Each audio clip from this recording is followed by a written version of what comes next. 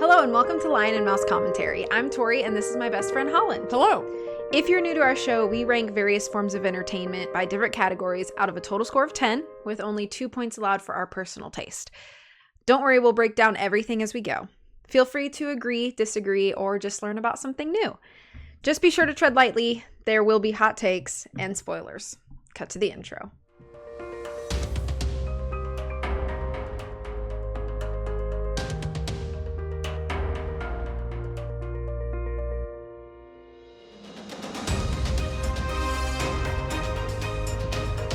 Okay. That was a great intro. Thank you. Was it? Great. Yeah.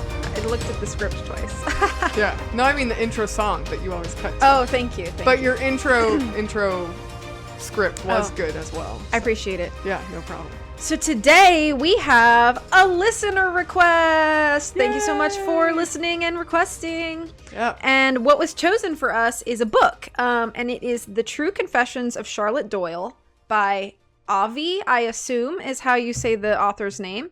And this was blind to both of us. It was. So if this is new to you as well, here is some spoiler-free background before we get into things. So, The True Confessions of Charlotte Doyle by Avi was published September 1st, 1990. It's 226 pages. It became a Newbery Honor Book in 1991.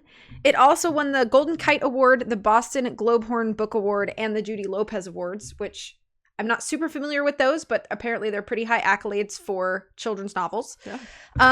The synopsis on the back cover goes as follows. An ocean voyage of unimaginable consequences. Not every 13-year-old girl is accused of murder, brought to trial, and found guilty, but I was just such a girl, and my story is worth relating even if it did happen years ago. Be warned, however, if strong ideas and action offend you, read no more. Find another companion to share your idle hours. For my part, I intend to tell the truth as I lived it. And then there's not a lot really about this book. I found it interesting that a lot of the background regarding like the process of this book or publishing of this book is very fuzzy and vague, and there's not a lot of good resources out there, so I can't give you a ton about like the process of how this book came to be. But what I did find on Wikipedia was an interesting tidbit, which is that a film adaptation of this book was in development. It was written by Danny DeVito, and it would have starred him and Morgan Freeman as Zachariah and Pierce Brosnan as Jaggery. They were cast. Wow. Dakota Fanning was originally cast as Charlotte Doyle, but had to drop out as production was continually halted, and she eventually grew too old for the part. So they offered it to, I don't remember how to say her name, but I think it's like Saoirse Ronan. Saoirse Ronan. Saoirse Ronan. She was later cast, but the film was halted again because Morgan Freeman was seriously injured in a car accident literally 2 weeks before the filming was supposed to commence. Wow. So it was put on pause again. DeVito returned to the subject in February 2013, saying he was again looking for another actress to star, and he was scouting movie locations in Ireland, and they were supposed to start shooting in July 2014, but still, as of this recording, in early 2026, the release date is still classified as to be determined without any new information. So over a decade with no information, but it was in the works. So apparently Danny DeVito liked this book enough that he wanted to adapt it. So that's all the information that I have. Holland, would you like to go ahead and kick us off with our first category? Did your book not contain like a preface from the author? With no. like information? Mine did not. No. I got mine from the library because I don't own the book. So I rented it from the library and I've had to return it since. So I actually don't have the copy that I read. I did notice that you and I were given different like editions of the book. We had different covers. Let me pause one sec. Okay. Yeah, so this is the edition that I got from the library. I don't know if you can, there we go. Mine looks different. Yep. So this was printed in, let me see if it says what edition this is. Around, so there's a preface in my copy. Oops, sorry, that's my library thing when I need to return it. With a preface by Avi, and if you're watching, you can September see 2002. 2002. So he kind of wrote like a preface with a little bit of backstory. And then another thing that was really cool about this book that I liked is, which I don't know if your book had this or not, but he has an appendix in the back. Yes, as well. Mine did have the appendix, but not the preface. But it had a little preface, and and then did yours have the important warning in the front? I don't recall that either. This one is like Charlotte Doyle. Then yes, maybe that one was there. As the character writing the warning. But there wasn't a preface from the author in the version I read. Yes, so this copyright, the preface copyright is 2003. So if you have this edition or newer, it may also contain the little preface, which talks about how he had written, just kind of how he came to write this story. Okay. And he apparently has a couple other books written about like seafaring, and so did a ton of historical research and in the 1800s about 1800 sailing and of the time. So that kind of segues into our first category for me, which is plot, story, delivery, and world building. Out of a total score of 3, I gave this 2.5 points out of 3. So I think the world building is so good in this book, and I think that Avi's, which I believe I'm pronouncing his name correctly, he says that was the nickname that his sibling had given him. So he only goes by Avi. I don't think anybody professionally knows his last name.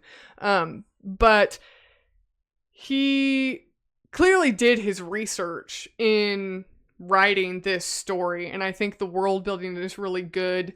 The fact that this is written from first person narrative, which I'll talk about a little bit in quality of writing as well. Can I pause you? Mm-hmm. I just realized that I have the words incorrect on this. Oh, live editing. So we just changed the title, so you can... I realized I had it wrong. My apologies. So it'll be right in the description. So yeah. Don't come at us. Yeah, I'm sorry. It's just 2 of us here. Yeah. And Tori does all the editing, so it's just one of her. Plus, I've had a very brain-tiring day, so I'm sorry. Yep. I think that this book is written very well, especially given the time period it's supposed to take, in which it's supposed to be. The plot, I think, is really easy to follow.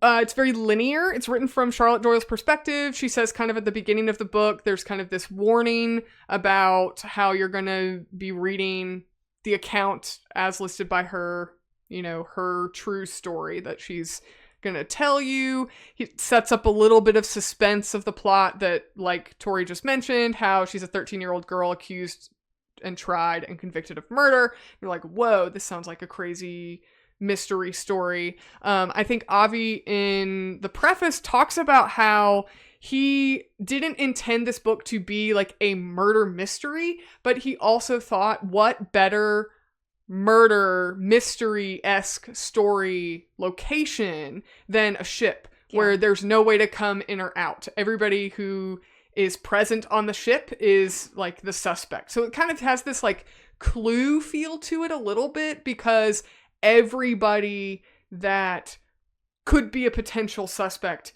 is present. Murder on the Orient Express is another another example of that. Yeah, so it has that very like historic classic mystery feel to it, and I think it does a good job of setting up a little bit of this suspense and tension at the beginning of the story, in addition to setting the tone and the setting in being very historically accurate. And I don't mean like as in it is historical fiction, and it really comes across as historical fiction. I think it's really easy to understand Charlotte Doyle's like the societal and class and propriety required of her in the 1800s. She comes across as this, the immediate tension we're set up with in the narrative is that she is a 13-year-old, definitely upper class young woman about to be on a ship with no chaperone and a bunch of sailors, and how that is absolutely not appropriate. Like, that is not done.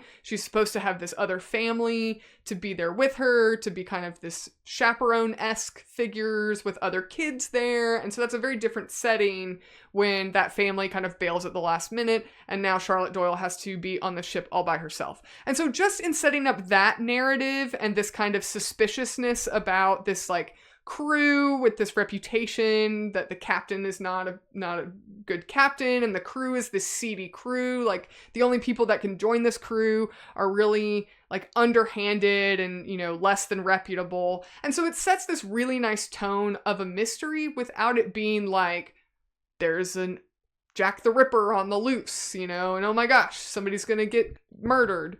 So I think it starts with a lot of intrigue, and yet still follows that vein of keeping the tension relative to the historical accuracy of the time. So the reader a lot of times is privy to this very sinister undertone when Charlotte's hearing, you know, conversation between the crew or observes something like this, something unusual happening. I think as a reader, you can see that there's a lot of suspicion there. And then Charlotte Doyle at the beginning of the story is very naive, and then as she kind of learns and grows into herself and makes her own decisions and comes to terms with what she wants and who she wants to ally with and who she wants to align herself with and how she wants to follow her own values, that the way that she behaves at the beginning of the story gradually changes. We still see very clear depictions of her perspective, while as readers we can see kind of the writing on the wall before it happens. And I really like that presentation of a mystery story where we're privy to a little bit of the tension and suspense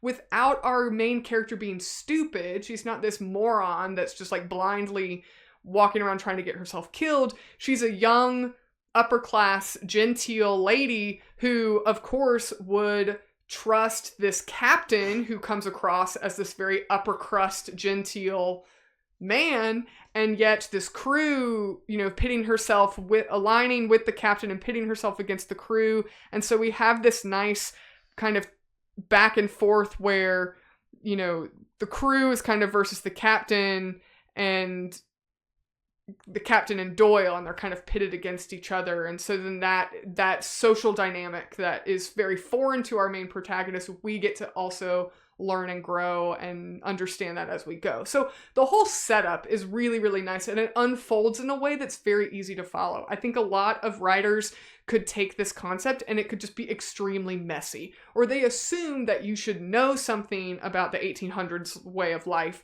and just assume that, you know, Charlotte Doyle is just aghast that she would be, you know, stuck on a ship with a bunch of dirty sailor men, and just assume that a reader knows why that's a very precarious situation for someone like her to be in.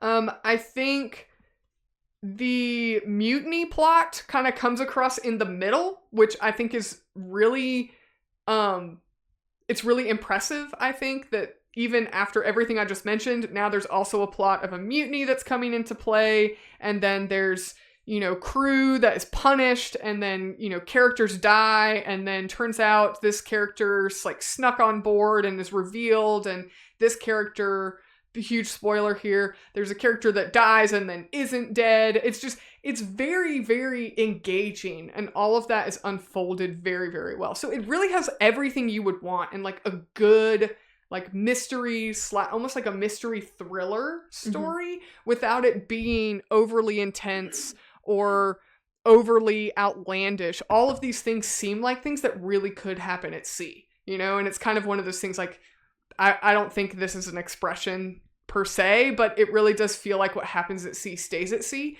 And so this whole crew on this ship, the captain and Charlotte Doyle included, are all very much in the position that anything can happen on this ship, and like there's this feel of lawlessness that's kind of going on. And so I loved the different twists and turns we had. I'm not going to go into super detail with everything because otherwise this podcast would be like 5 hours long.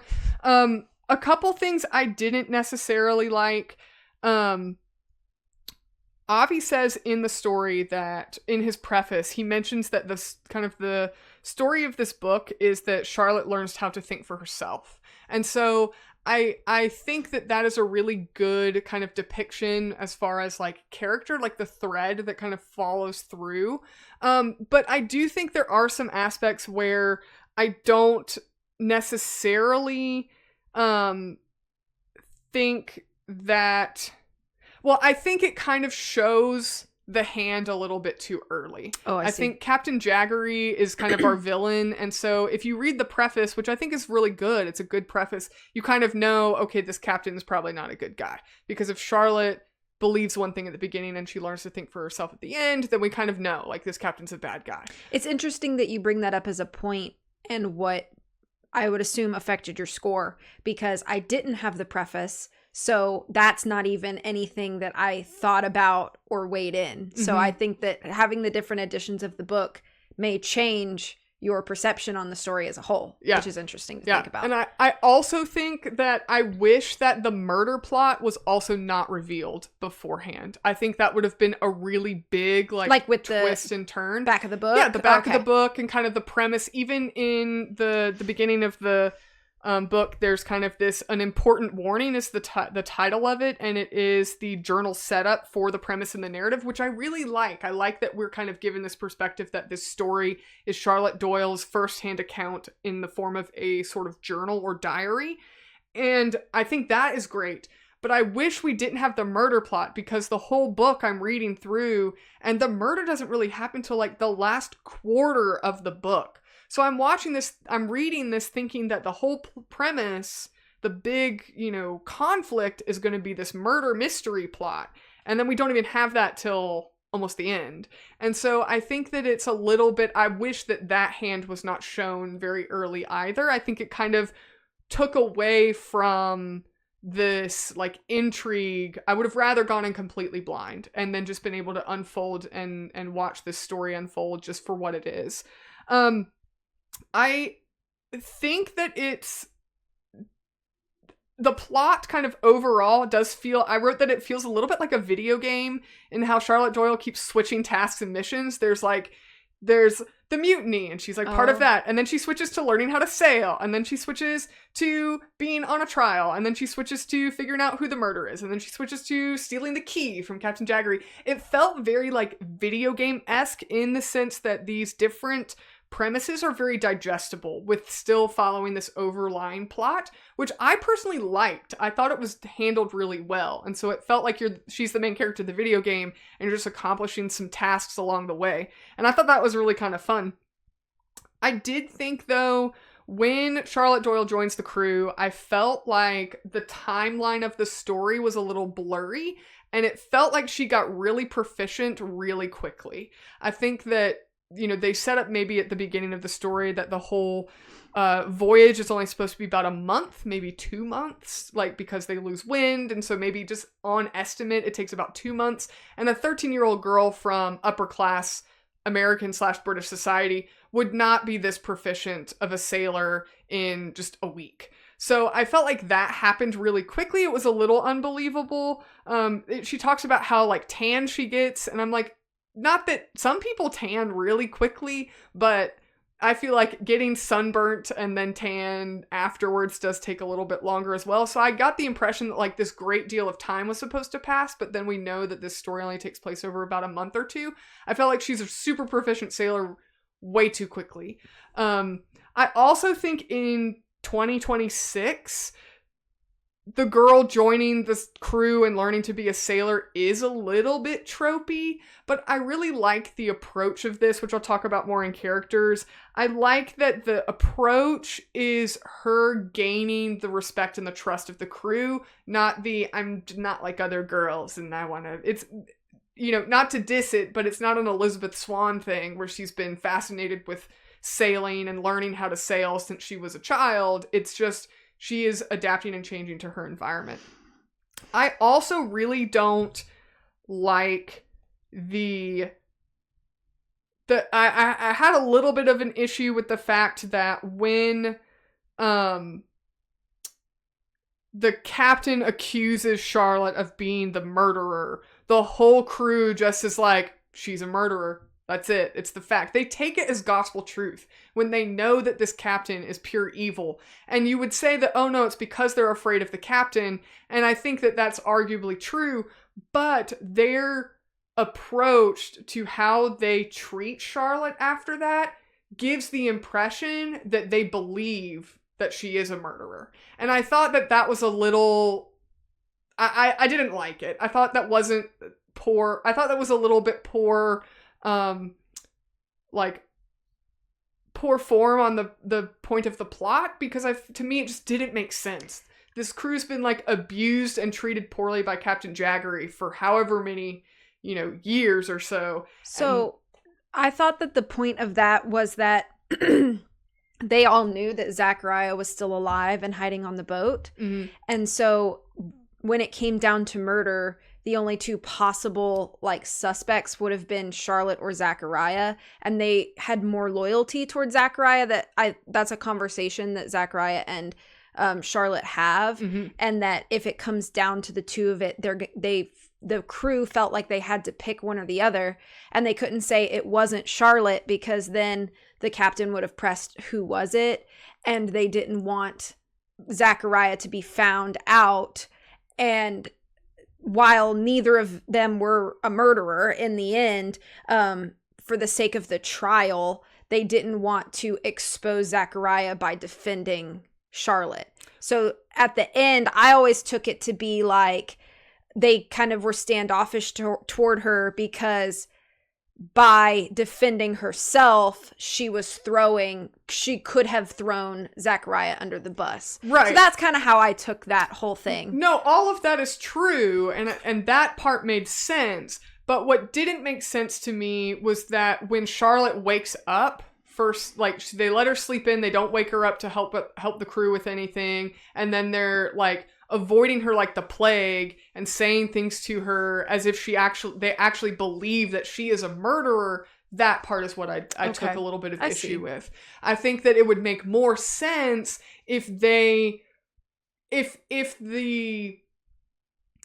inference was that, or I should say the implication was that they were afraid of the captain rather than that they believed Charlotte to be the murderer. Because I think it's way more believable that the captain could realistically pressure all of these men to just agree with whatever he says, because otherwise they're going to be dead.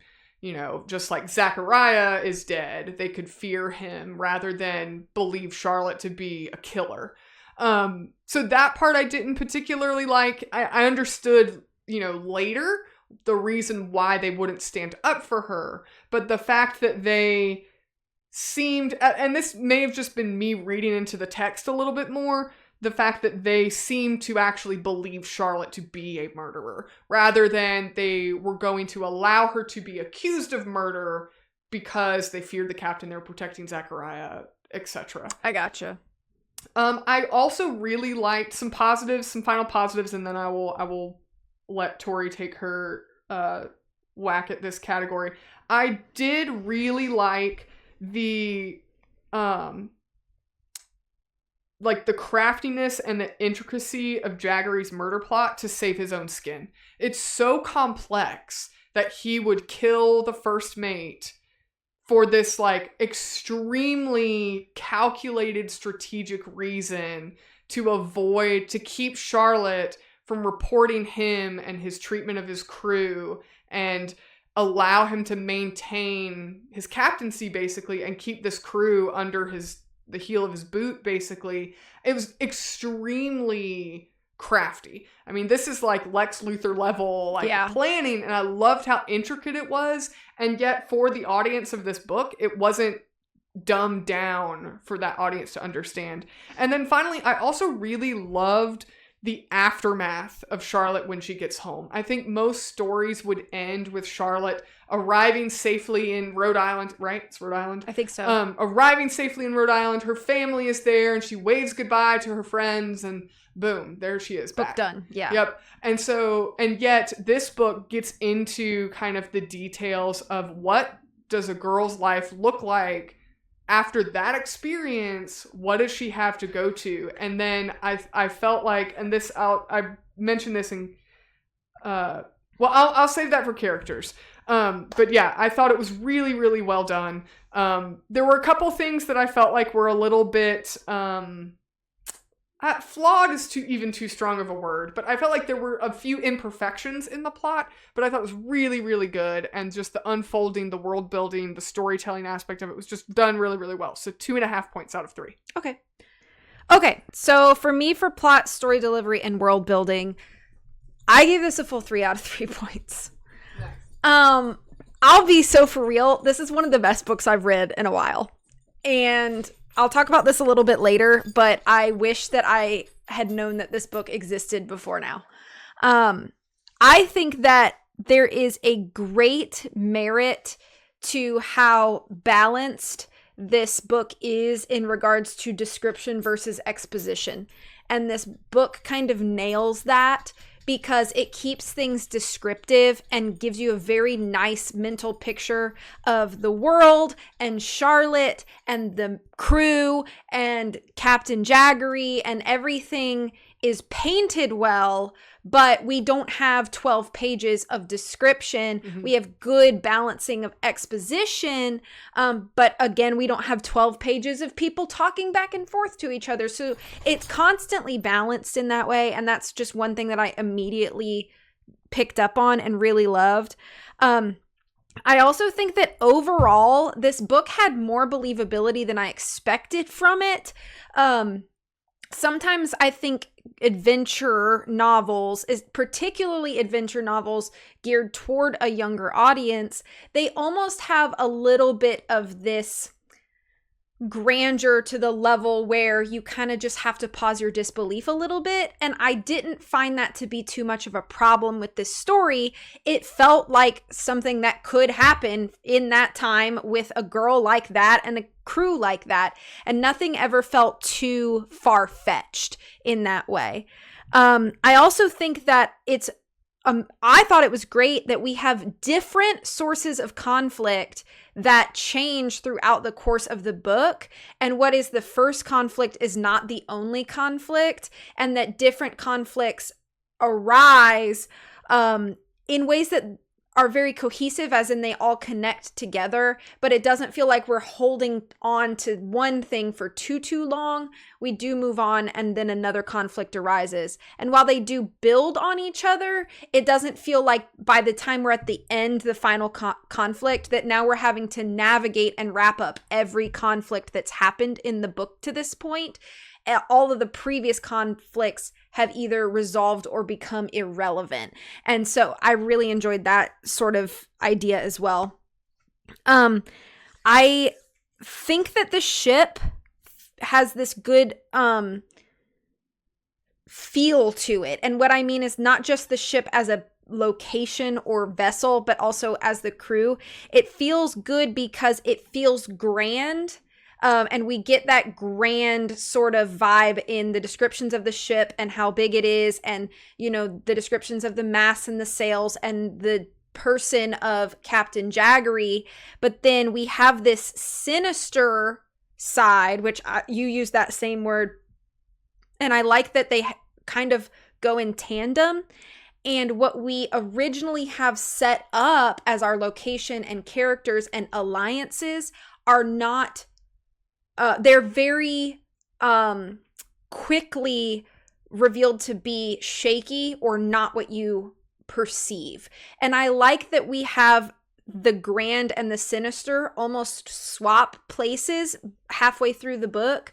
And so the things that we thought to be the good things on the ship, or the positives of the ship, become the negatives, and what we originally believed to be the negatives of being on the ship become the positives. And I like that swaps in a way that makes sense and is not like overbearing or makes you feel like all of a sudden every character just changed their mind. It's really just like, and I think it's a very realistic perspective. There's a lot of things in life where we believe one thing about something, and then as time progresses, our perspective changes into the opposite, or into a more educated or learned perspective on that thing.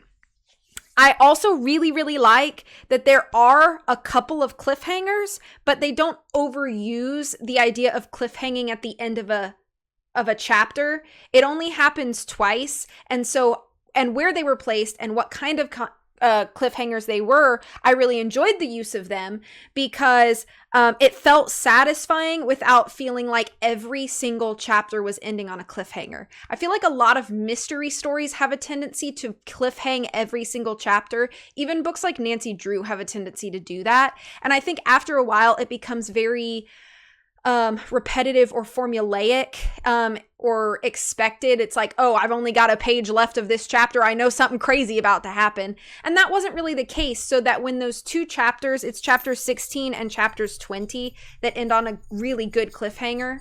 So when those cliffhangers happen, I just thought they were a very good use. It was a very sparing and therefore effective use of cliffhangers in this book. I think that the mutiny is unraveled at a pace that feels really good because it nicely increases the tension without feeling like we went from 0 to 100 in 3 pages. It's a nice progression of tension and mistrust that's kind of built in a natural sort of way. And part 2, which is about halfway through the book, I would say, it starts with this sort of sense of responsibility. So now I guess, overall motive of Charlotte has shifted from like almost like a passive people pleaser character to I have made a terrible mistake and now I feel responsible to make this right however I can, in whatever way that looks like. And I thought that was a very refreshing way to step into the second half of the book because it shows real growth in Charlotte, which I'll talk a little bit more about that specifically in characters, but it also felt like it was giving a new just overall momentum to the second half of the book. I feel like sometimes books have a tendency to kind of slog in the middle, and I did not feel that way about this book. I felt like because the I must do the right thing happened like right almost exactly at the halfway mark, it felt good. Like, okay, we're turning a new chapter in the story in a way where now let's see how we attack everything that needs to be done or everything that happens with this brand new mindset. And I just really enjoyed that. I really agree with you too about how it wrapped up. And how we get time with Charlotte's family and we see the conflict that has now arisen because of the change in her. And she is not the same girl that boarded at the beginning of the book. She's a completely different girl. And this girl is now basically punished for her experience when she literally just had to do what she had to do to make it home alive and in one piece. And I think sometimes parent characters are villainized unfairly in children's novels, but in this case, I could see the like difficulty that Charlotte had, and I thought that her difficulty and yearning to go back to sea were very justified because of how she was being treated, you know, being even cut off from your siblings because your parents don't want you to talk about your experience is just really difficult and hard. And to be accused of lying and making up stories, just all of that would just be so discouraging. So I can't blame Charlotte for wanting to just go back to sea and ending the book that way with just making her way back to the dock and being like, this is where I should be. So I thought that while the sea calls me thing could be tropey, I thought that, so after reading the experience of Charlotte and everything she had to go to, I think that trope is an appropriately placed one. And I just think that was wrapped up really well. I also thought that the cover was really nice. I wasn't sure whether to put that in like world building or creativity. I ended up putting it in world building. I like your cover. I like the one I had too, which was like a very dark navy one. And she was smaller on the boat and it was during the storm. Yeah. And I thought that was a really nice touch as well. I have a couple more notes, but they're basically just copies of what you said, so I won't rehash them. But I really was very pleased with this book. And there was a few things that I thought were not perfect, but nothing that warranted taking off points in my opinion. So I gave it full 3 out of 3 points. Nice. All right. So for next category for books is quality of writing. So out of a total score of 1, I give this full points. I think this book is so well written. I think it's absolutely amazing how this is exactly the kind of first person narrative that I think is just executed perfectly. And if you listen to our Lemony Snicket, All the Wrong Questions books, I think that is not capitalized on as well. But this is exactly what I want in a first-person narrative story. I want that inner monologue. I want the protagonist perspective of things. I want us to see change in our protagonist, observations from our protagonist perspective. I want us to be inside their mind and looking through their eyes for the whole story, and yet not being overly dramatic about it. So I think that the important warning, quote unquote, at the very beginning, which is kind of it's not a true preface in my book, but it really is the introduction, if you will, of the story. And it's written from Charlotte Doyle's perspective, and she's talking about how this is a true story, this is her perspective of things, this is her recounting of the tale. I think it's a fantastic launching point. The voice of the story feels time and age appropriate. I feel like I am reading the journal or the writings from the perspective of an 1800s 13-year-old girl. I really find it interesting. There are some authors that do it very well, and there are some authors that don't. I believe Avi is a male author. You couldn't tell. He doesn't write in the sense that this is an over dramatized perspective of a 13-year-old girl. I think there are a lot of male authors that write for women, and they make them almost a stereotype. Yeah. And I also see female authors write for women, and they make them this I don't know, almost just an unreal caricature of what they want their protagonist to be, or almost a self-insert of the person I wish that I was. And this feels like its own independent character. It feels like Charlotte Doyle is a real human being, and this is the story from her perspective. So it feels so organic and natural when you're reading her dialogue. There are very vivid character descriptions from Charlotte's perspective. I love that there's an appendix, and there's that Charlotte will use terms and then sort of explain them, or the appendix will explain them, so that you don't have to know everything about nautical language to be able to understand this book. You can turn to the appendix and read it. You can look at the picture of the ship. You can see what parts of the ship she's talking about. I think that's extremely helpful, especially for young readers. And I think it's a great way to get even not young readers, adults reading this book. I think it's a great way to get your reader engaged in this world, and yet educated in these terms that if you're not a sailor, you don't know what all of these parts are, and these different sails and these different masts, and you can't get that picture in your head. And I think it's really important to give some kind of visual, especially when this book was written before the days of the internet. Yeah. If you didn't have an encyclopedia in your house, you had to go to the library and find out what the heck this person's talking about. The vocabulary words are really nice. It's very age appropriate. The pacing, like you talked about, I also attributed that here.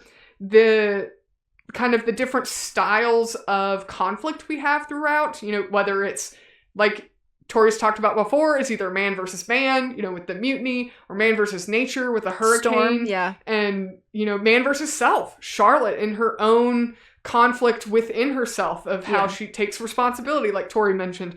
All of that, and we are blending all of these very intricate plot lines that do impact one another. Zachariah, there's a mutiny which causes Zachariah to get beaten and he dies, and this impacts later on, this snowballs and rolls into this murder plot because the crew's wanting to protect Zachariah because they know he's still alive. And yet I never once was confused about what was happening in this book. I never once had a moment where I had to reread a paragraph because I got lost. It's executed so well. I love a book that unfolds as if you're watching it like inside your own mind, like you're watching a movie. Yeah. And this book is so well executed. I can't remember reading a book of this genre that was so well executed in recent years. It's like you said, Tori said this is one of the best books she's read in recent memory, and I would also agree. It's just written so well. I was engaged every time. There wasn't a point where I felt like I needed to put the book down because I got bored, or I felt like, well, I feel like I've experienced all I can experience. Now it's just kind of dragging here. Yeah. It was done so well. So I had to give it full credit. I can't praise the author more about just doing such a good job of writing so well this story. So full points. Yay. So for me, for quality of writing, I also gave this a full point because it is such great choice of prose because it's still good for young readers. There's nothing inappropriate. There's no complicated vocab chosen. I mean, there are terms that are maybe unfamiliar, but Charlotte actually explains things like, oh, I heard this word for the first time and I learned it meant this kind of thing. So there's kind of like explanation on the go for some terms and a lovely I love appendices. And I love that this book had one. And so you'd go, and it had explanations of like what the watches meant, like when Charlotte referred to, first watch or midday watch, like what that or meant. The dog watch. Right. And like what that actually meant, and the sails and the masts and things like that. And so I love books that give you that. And I think that knowing that this book came out in a time before the internet, those were probably the most confusing things in regards to language in the book. So I love that it provided the answer for you instead of having a kid be like, well, I don't want to go to the library and look up this book or look up this term. So it's all there. I loved that. But the prose is very mature in the way that it doesn't assume that the reader is an idiot or too juvenile to understand. And I like that balance. I do like the first person perspective. You talked about that. I think that it's a very refreshing first person perspective because we get to see the growth from both an outside looking in and inside looking out way because of the experiences, but then everything's happening through Charlotte's eyes. So we don't see anything that she doesn't see, but we also see how her growth impacts everybody else on the ship as well. So I just really liked that. I thought that the description was really good. I thought the pacing was really good. Nothing was ever confusing. I really like that there is a sort of natural intermission when Charlotte makes up her mind that she's going to make things right. And it feels like that's a natural place to kind of put the book down and be like, okay, that's like a good halfway point. That's the intermission. Honestly, I read the book in 2 sittings and that was where I stopped. Right there, I read one half of the book and then I read a second half of the book. And it felt very natural to do it that way. I really liked that. It was really easy to read. It never feels childish. I think that somebody who is 10 could read this book and love it. I think somebody who's 80 could read this book and love it. And I think that is so difficult to find because children's books they sometimes have such a weird reputation where people feel like you can't read children's books when you're not a child. And I just disagree with that completely because good storytelling is good storytelling. Mm-hmm. And just because it's appropriate for a child does not mean that it is juvenile for an adult. Right. And I love that this book checks every box on what I like to see in a storytelling. The length was also fantastic. It's 22 chapters. That's it. The chapters range between like 6 and 8 pages. They are not difficult to get through. But I also felt like we weren't flying. Mm-hmm. The pacing was not too fast. And I didn't feel like any relevant information was left out. So it was just a nice encapsulated story. And there's nothing about the quality of the writing and how it was executed that I could find fault with at all. So 1 point out of 1. Alrighty, so our next category is characters. So out of a total possible score of 3, I actually had a little back and forth with myself here. I almost gave this 2 points out of 3, but I actually ended up giving it 2.5 points out of 3. Okay. And I will talk about where that extra half point came from towards the end, because I feel like it is kind of a mic drop. It was when I was reading, I felt like the author was giving me a mic drop moment. Okay. So, and for that reason, I gave it that extra half point. Overall, I think Charlotte is an exceptional protagonist. I say overall, I'm going to talk about specifics. I just misspoke there. Charlotte, it's a great protagonist. And from immediately at the beginning, we establish her as this very kind character. She promises a tip to somebody carrying her trunk. She's very excitable about this exciting sea voyage. She's a very admirable character. She's somebody that we can connect with on a personal level. Even if you're not a 13-year-old girl in the 1800s, you can identify with some parts of her that make her someone you want to root for and make her actions understandable throughout this story.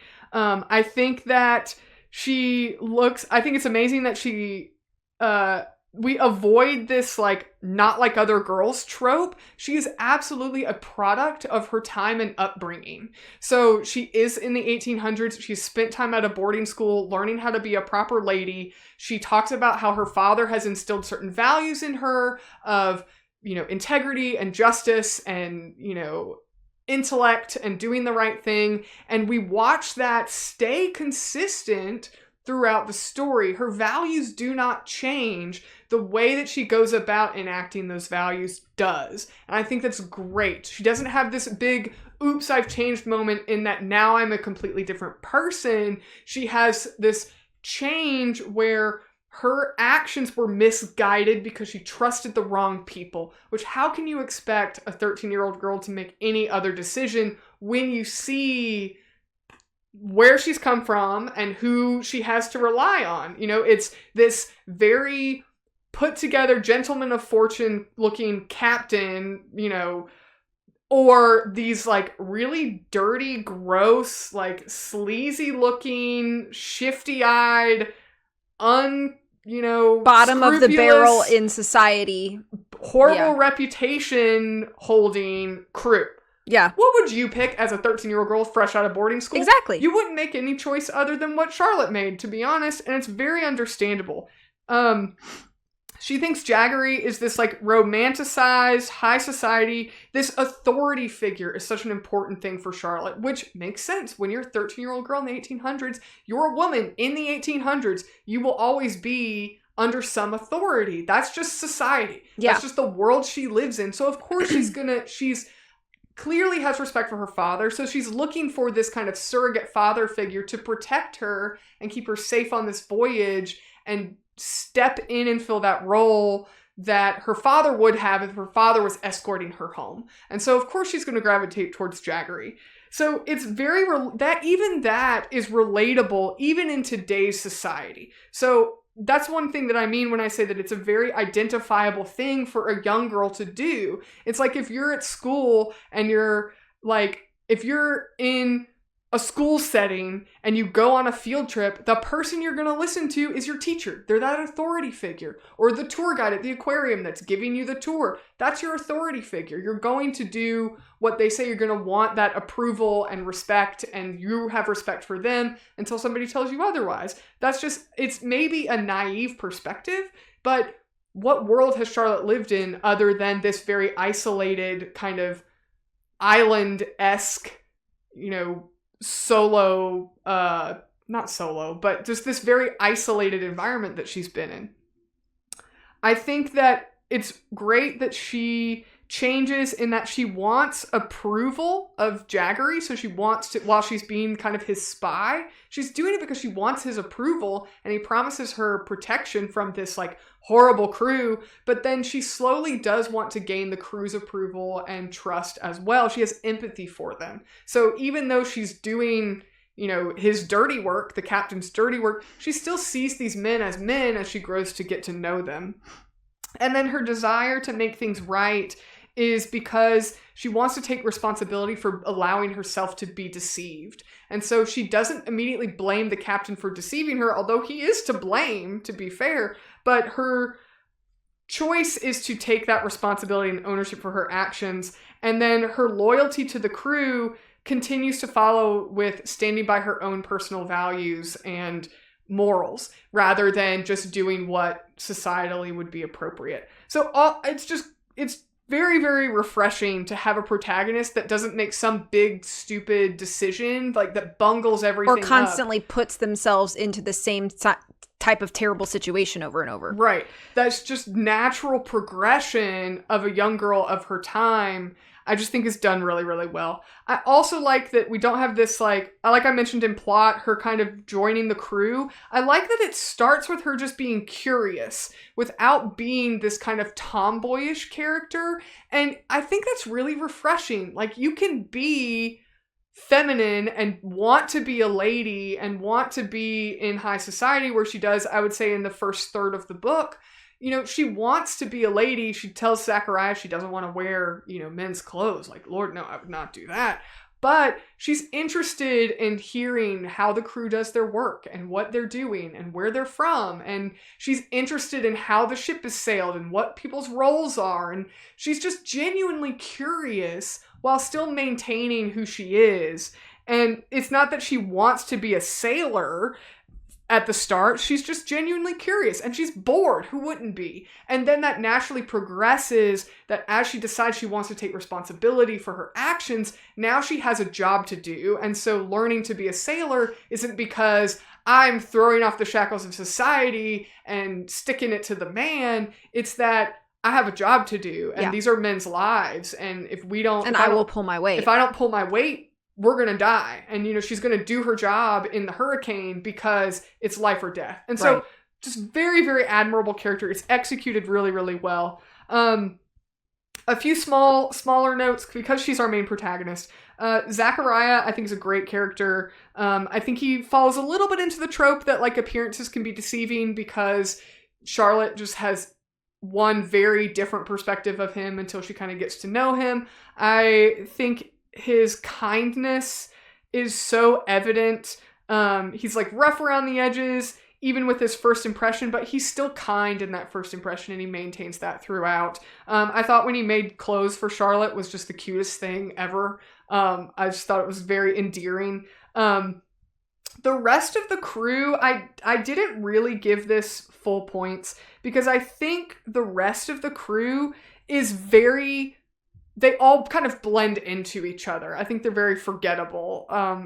Collectively as a whole, it's very believable. They act the way you would expect a crew to act as a collective, but as individuals, I think they're really easy to mix up. They're not very distinct from each other. I think it's very odd that the crew was willing to mutiny with Kranich at the beginning. Like, literally, they were about to mutiny, and yet they will let a grown man strike a 12-year-old girl and then go to hang her. I was like, this just isn't that believable. They were about to, like, throw down, and, like, the only people standing against them was the captain and the first mate, and then Charlotte Doyle, regrettably. But then nobody stops Jaggery from chasing Charlotte out onto the bowsprit, or bowsprit, however you say it. Like, nobody is going to step in and help her out. Like, here we clearly, like, the final battle, the boss battle is happening, and the crew's just like,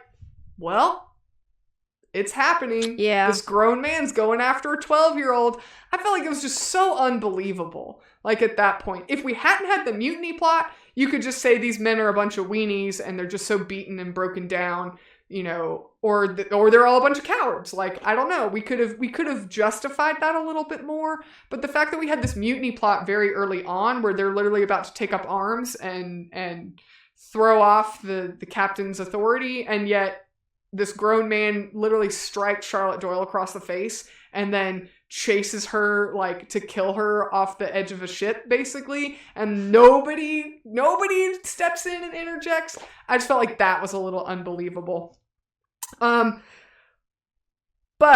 I really like Captain Jaggery as our villain. I think he's this great, like, Jekyll and Hyde. He's extremely charming and a little bit slimy, I think, from a viewer's or reader's perspective, but he's extremely charming. And then when he flips, he is an absolute savage.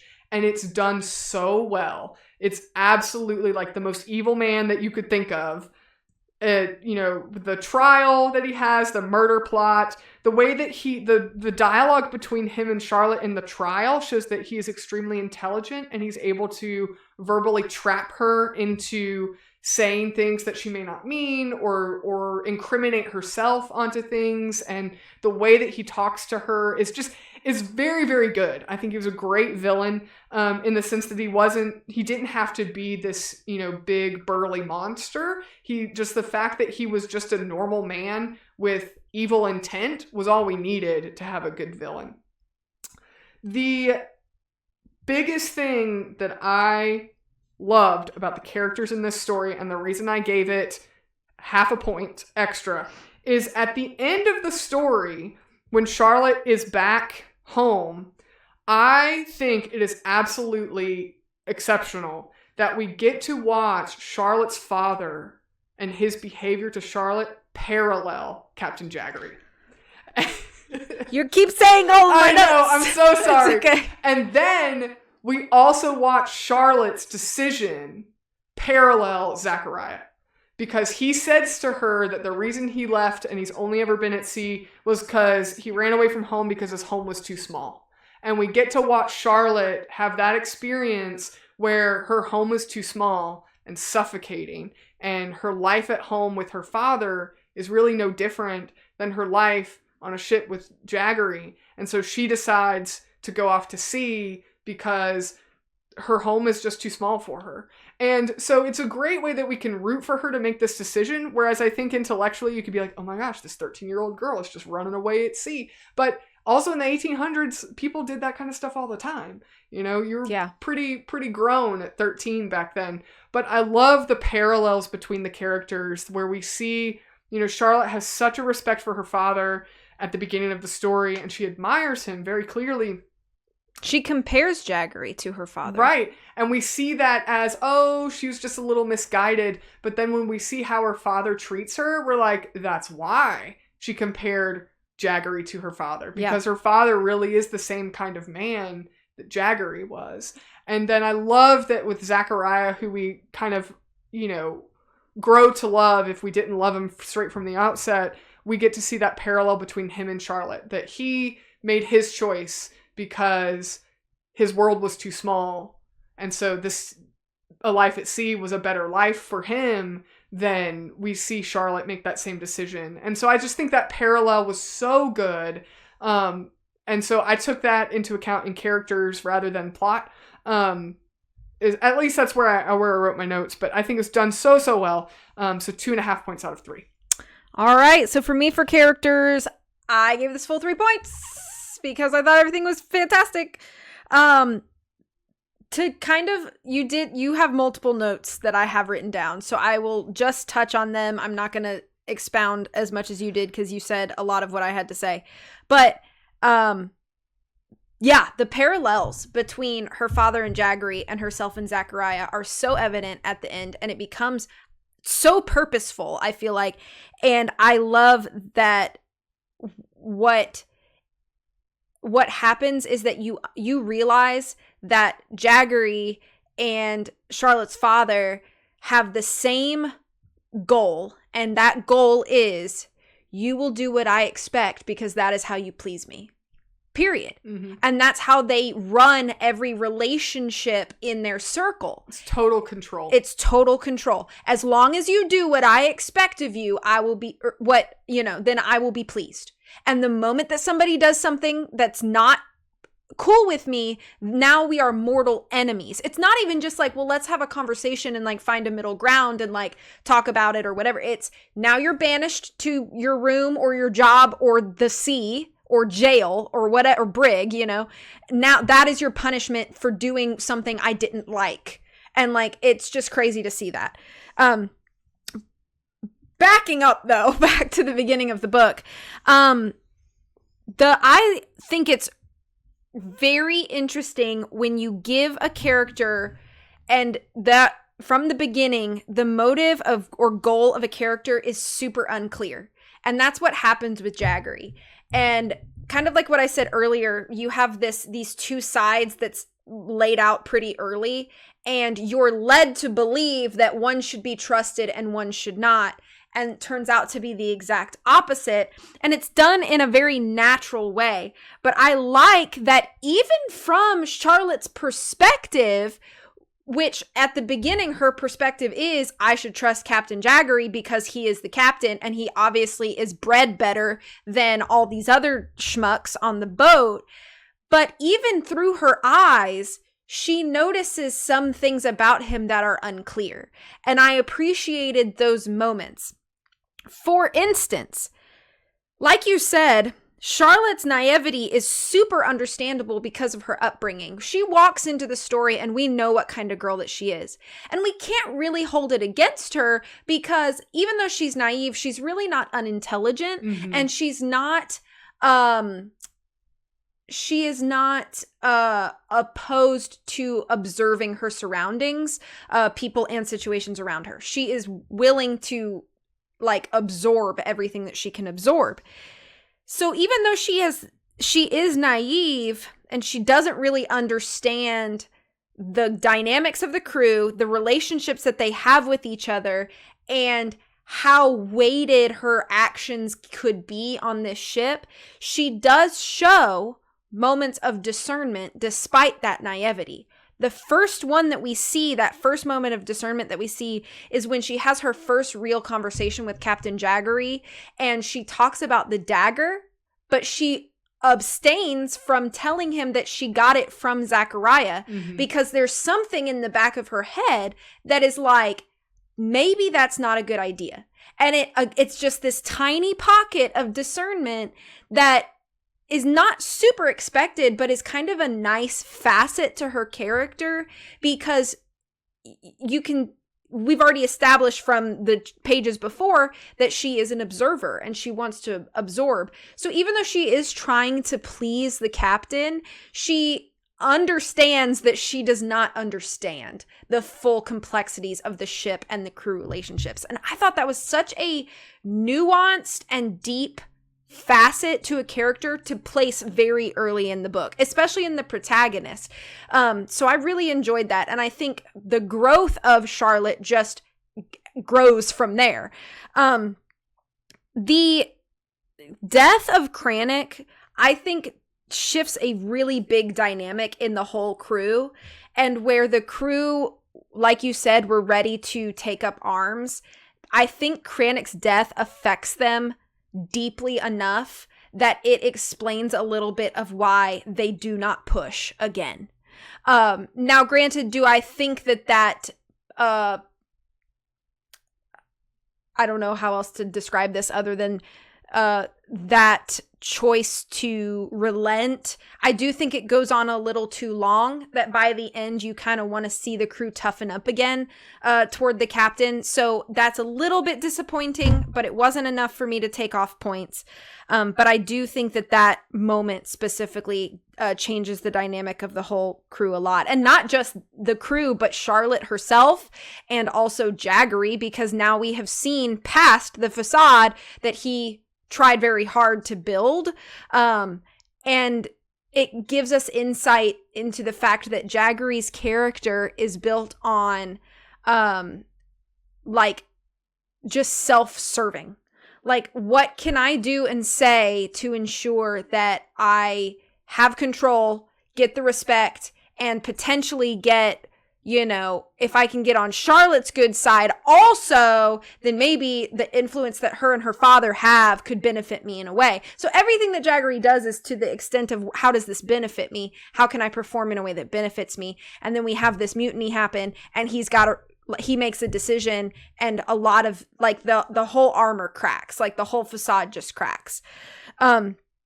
I also really like that the growth is super tangible, and it's not just internal. We don't see just internal growth, but we see how Charlotte's willingness to sort of like humble her background and take on tasks that are very difficult for a young girl to take on, but she insists on learning to do them anyway, how that in turn softens up the crew, and the crew does warm up to Charlotte to the point where you can see true camaraderie between her and everybody else. And even in high stakes situation like this hurricane that they are traveling through, even, you know, the only person who wanted to travel through this is Captain Jaggery, and everybody else is like, well, that's the decision, so we have to make the best with what we make. So even in those situations, high stakes, very dangerous, could die, and yet the crew still trusts Charlotte to do the job handed to her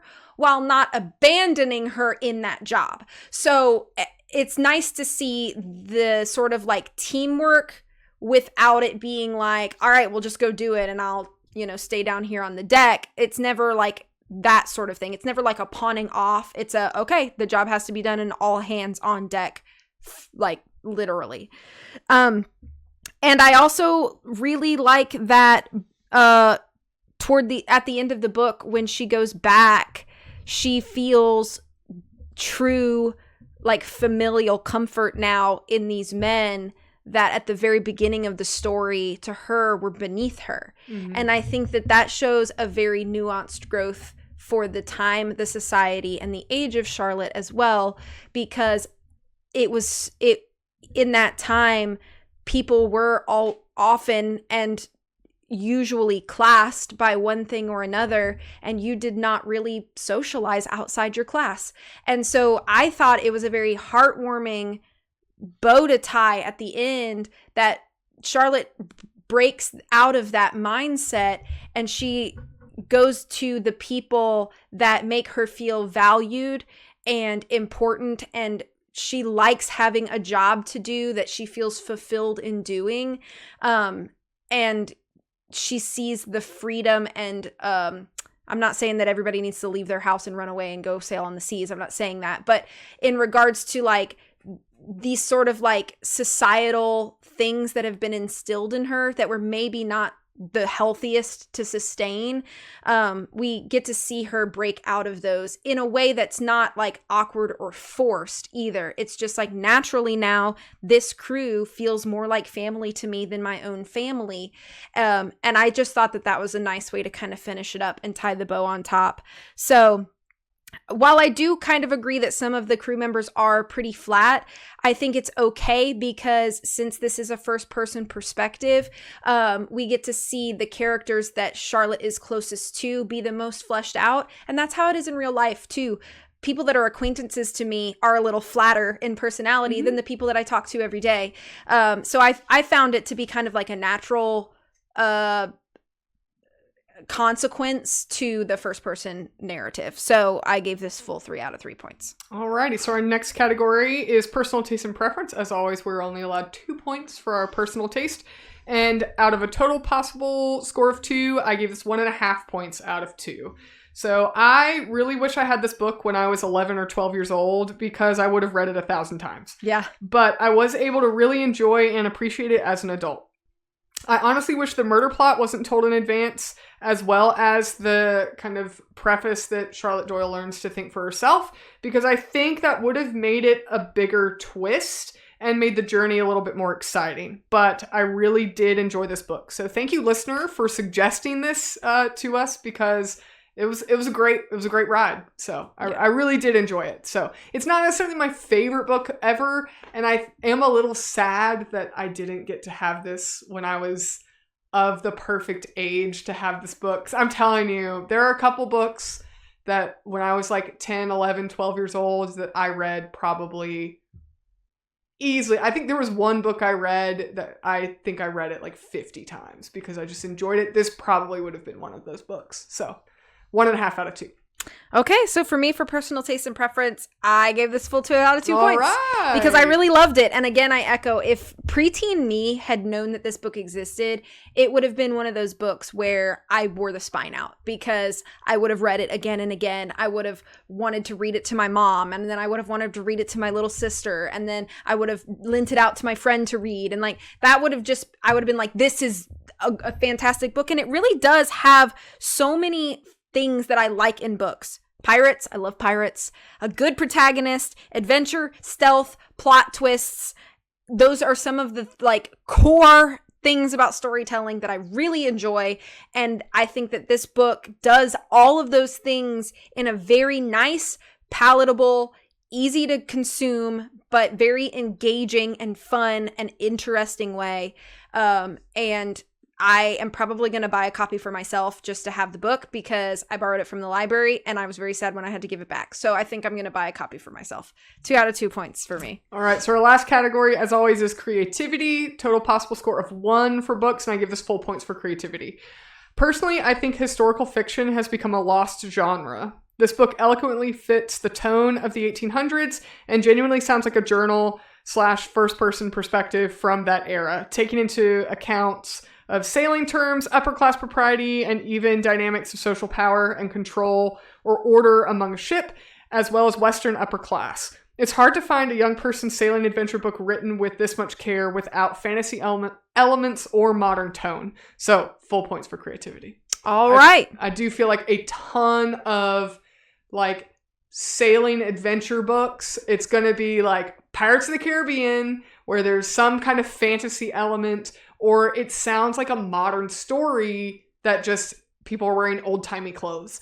And this book, I just really feel like the author took so much care to really make this feel like a historical novel, even though it is a fictional account. It doesn't feel like a fictional account. It all feels very organic and real. It feels like this really could have happened to people back then. And, you know, it probably did at some point. Maybe not exactly beat for beat, but I think that I can't remember the last time I heard about a good historical fiction novel being written today with this much quality and care. So, full points for creativity. All right. So for me, for creativity, I gave this 0.5 point out of 1 because this is where I contributed some of the tropes that do exist for this book. And while I do believe that this book handles all of those tropes extremely well, this is not the first adventure pirate story. This is not the first rich girl goes rogue kind of vibe. So those are things that we have seen in media often enough, I think, to be considered tropes in one way or another. I also think, and maybe this is just me and my experience, but this book, while it was a Newbery Honor Award winner, I do think it kind of flew under the radar. I'd never heard of this book before. Yeah. Now, I did not grow up hearing talk about this book. There were other award-winning books that people were telling me about. I can't tell you how many times growing up somebody told me to read Hoot or Holes. And it's like, those are good books. I'm not trying to say that, but like, there are obviously lots of other good books that I just never heard about. And I think that it must have flown under the radar in some capacity or another. And I wish that there had been more hype, I guess, around this book to make it more of like an iconic or milestone-y kind of novel for its time. But unless I just am completely out of the circle, again, I didn't know it existed until it was requested of us a few months back. So for those reasons, I gave it 0.5 point out of 1. Alrighty. So what does that make your final score? So my final score for The True Confessions of Charlotte Doyle by Avi is 8.5 out of 10. And mine is 9.5 out of 10. Wow. It's pretty high. I thought you were going to give it full 10 out of 10 really? Over there. Yeah. The way you were going. I know. Is there anything you'd like to say before we go into lightning round? No, I think this is a great book. It definitely gets like a thumbs up recommendation for me. Yes. So yes. I don't, a lot of the stuff we review, even if I review it positively, I wouldn't necessarily be like, go out and engage, like go out and digest this media. But this is one I absolutely would say. I would agree. Go out and read it. Yeah. Like, if you don't know this book, you should. Well, and I'm sorry for some of the spoilers we just gave you. Yeah. If you made it this far and you still want to read the book, it's still worth reading. Like, yeah. Even if you know some of the twists and turns. Okay, ready for some lightning round? Yes. Who is your favorite character? That's a tough one, actually. Yeah. That is a tough one. I think Jaggery is such a good villain. I would almost say Jaggery is my favorite character just because he's so well written. But I think I would say Charlotte. I think she's such a good character. So. That's fair. I would say Zachariah for mine. Yeah, I think I'd still say Jaggery. Yeah. That's fine. Zachariah? Yeah, I would say Zachariah. You can say Jaggery. Yeah. All right, do you have a least favorite character? The third mate guy. The one who's like all the time? Yeah. Like looks scared all the time? I can't remember his name. Let me see. It's like Skag or Creech. Skeech. Something That's like that. Let me find it.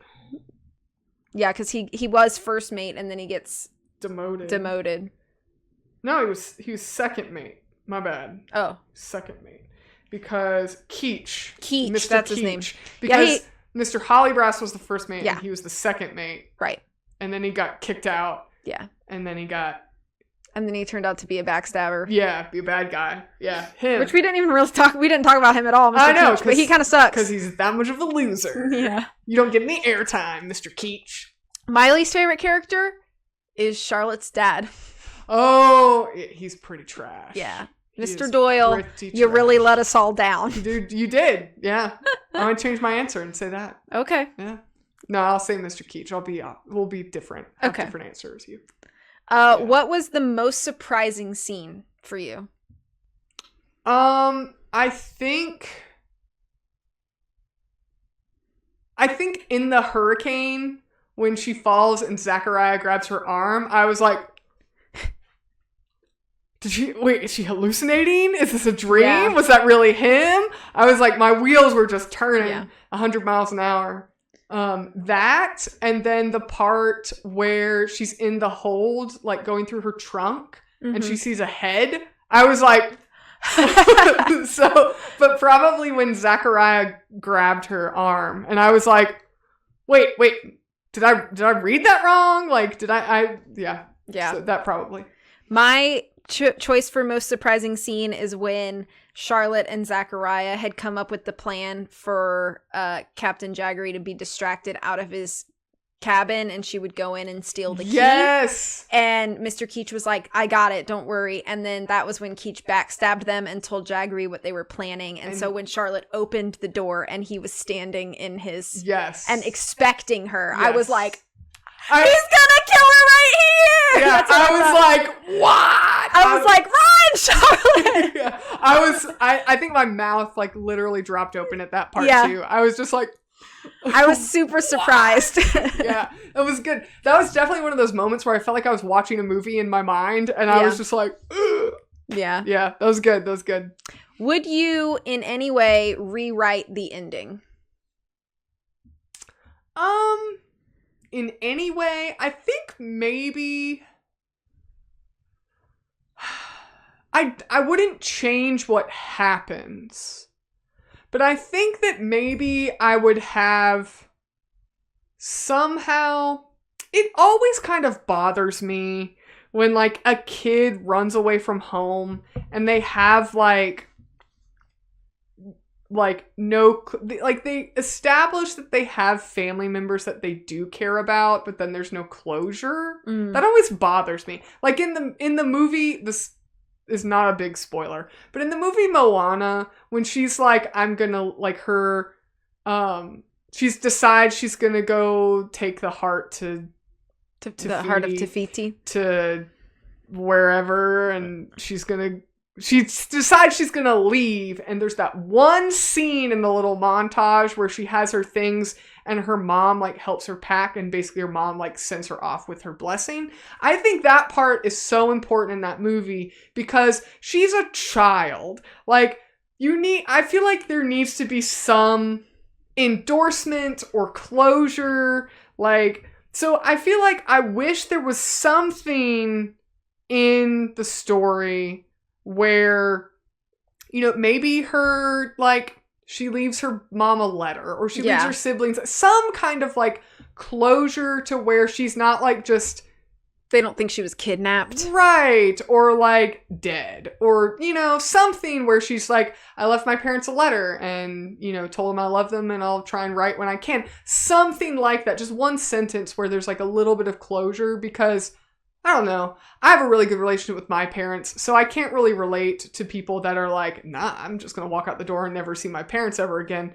But to me, that always felt really stark. Especially for someone like Charlotte, who's like talked about her father in such a positive way for so long. And then after like a 2-month voyage, she's like, deuces, I don't ever want to see you again. So something like that. I think I would have just tweaked it, but I wouldn't have changed how it ended. That's fair.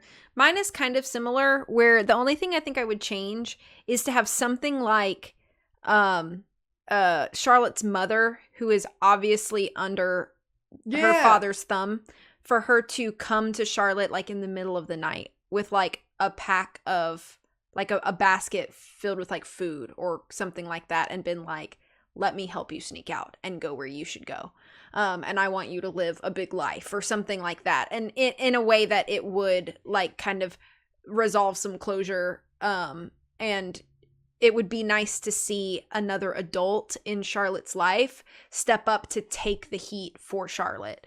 But that doesn't really exist in the book. Yeah. So, like somebody who's willing to do that for her. Yeah.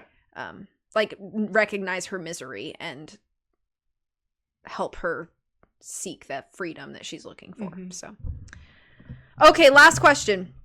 If you were on the ship's crew, what position would you be best at?